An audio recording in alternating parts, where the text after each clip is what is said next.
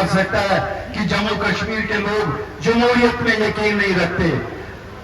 Prime minister صاحب، ہم نے آپ کو دکھایا ہم جمہوریت کے علم بردار ہیں، اور اگر ہم نکلے ہیں تو ہم اس لیے نکلے ہیں کہ اس جمہوریت نے ہمیں جو طاقت دی ہے ہم اسے وہ حاصل کرنا چاہتے ہیں. ہم اس کی بدولت اپنے لوگوں کا وہ عزت اور وقار بحال کرنا چاہتے ہیں جس کے وہ حقدار ہیں. آپ کو شاید 2 قدم زیادہ آگے آنا پڑے گا، کیوں ہم لوگوں کے دل بجے زخمی ہو چکے ہیں. ہمیں 72 سال میں کانگریس نے نیشنل کانفرنس کے ساتھ مل کے کہیں کا نہیں رکھا. انہوں نے ایسی سازشیں کی، ہماری جسم کے 2 حصے کیے. کیا یہ سچ نہیں ہے کہ پونچھ کے 2 حصے اگر ہوئے، ایک پار ایک آر؟ یہ نیشنل کانفرنس نے کانگریس کے ساتھ مل کے کیا. اوڑی کے 2 حصے کیے. اسی طرح آپ دیکھیں نوشہرہ کے 2 حصے کیے، ہمارے کرنا ٹیٹوار کے 2 حصے کیے. تو یہ اس سازش کو بے نقاب کرنا ہے کہ ہم لوگوں کو کیوں بانٹا گیا، اور سازش کو بے نقاب کرنے کے لیے شاید یہ ووٹ بہت ضروری ہے.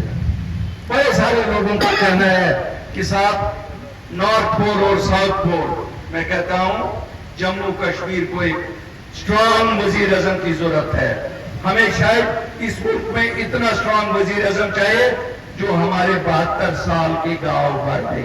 ہمارے گاؤں اتنے کہہ رہے ہیں کہ اگر ہم رونے پہ آئے شاید روتے ہی رہیں گے، آنسوں سے ایک سیلاب بھر پائے گا. لیکن ہمیں یقین ہے کہ جو ہمارے ساتھ 72 سال زیادتیاں ہوئی ہیں، نریندر مودی جی اور امت شاہ شاید اس کا ازالہ ضرور کریں گے.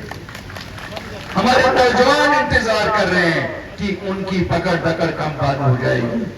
ہماری بیٹیاں انتظار کر رہی ہیں کہ وہ گریجویٹ پوسٹ گریجویٹ ہے، ان کو حق والے کو حق کیسے ملے گا. ہم اس دن کا انتظار کر رہے ہیں جس دن نوکریاں یہاں بکیں گی نہیں. ہم اس دن کا انتظار کر رہے ہیں جس دن ہماری بیسک جمہوریت واپس ہو. ہم اپنے لوگوں کو الیکٹ کریں اور ان کی سرکار یہاں بنے تاکہ وہ لوگوں کی خدمت کرے. وزیر اعظم صاحب، بیوروکریٹ کتنا ہی اچھا ہو، بیوروکریٹ ہے، اور اس کا نظریہ قانون کے دائرے میں اتنا ہی ہوتا ہے جتنا وہ دیکھتا ہے اس کی کرسی کب تک سیف ہے. یہ آپ کو معلوم ہے، آپ عوامی نمائندے ہیں، لوگوں کے لیے کام اس دائرے سے باہر نکل کے کرنا پڑتا ہے. اگر اس دائرے میں الیکٹڈ ریپرزینٹیٹیوز بھی رہیں تو ہم لوگوں کی کیا خدمت کر سکتے ہیں. مجھے معلوم ہے آپ کے دل دھڑک رہے ہیں ہمارے لوگوں کے لیے، لیکن میں بھی آپ کو بتاؤں کہ ہم بھی تیار ہیں. آپ نے دیکھا ہے 5 سال سے اگر جموں کشمیر کے لوگوں نے امن کا راستہ پکڑا ہے، انہیں یہ معلوم ہے امن سے ہمیں فائدہ ہے. شاید نئی دلی کو فائدہ نہیں ہے جتنا فائدہ جموں کشمیر کے واسی کو ہے، جموں کشمیر کے بچوں کو ہے، جموں کشمیر کی معیشت کو. ان کو وقار کہا جاتا ہے جب ان کو کرسی سے نکالتے ہیں.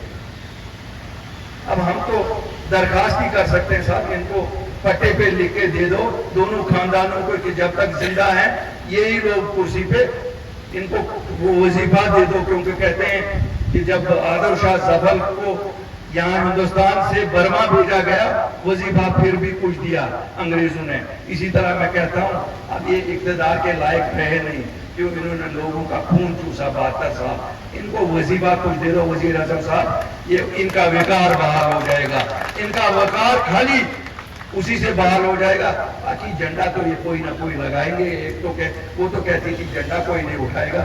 مجھے لگتا ہے اس کی پوری عمر گزر جائے گی. جھنڈے اتنے ہیں کہ گنتی نہیں کر پائے گی. اتنے ملک کے جھنڈے ہر جگہ لہرائے ہیں اور لہرائیں گے. یہ ہمارا ملک ہے، ہم اس کے وفادار لوگ ہیں.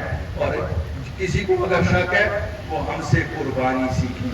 ہم لوگ سینے پہ گولی لیتے ہیں جو پار سے آتی ہے، ہمارے لوگ شہید ہو جاتے ہیں، ہمارے لوگ قربانی دیتے ہیں، چاہے وہ پونچھ کا ہے، راجوری کا ہے، اوڑی کا ہے، نوشہرہ کا ہے، آرس پورہ کا ہے، کیرن کا ہے، گریز کا ہے. ہمیں کیا بتائے گا کوئی کہ قربانی کسے کہتے ہیں. مجھے کوئی بمبئی میں بیٹھ کے یہ نہیں کہہ سکتا ہے. مجھے بڑی خوشی ہے کہ شیو سینا ان کی مدد کر رہی ہے.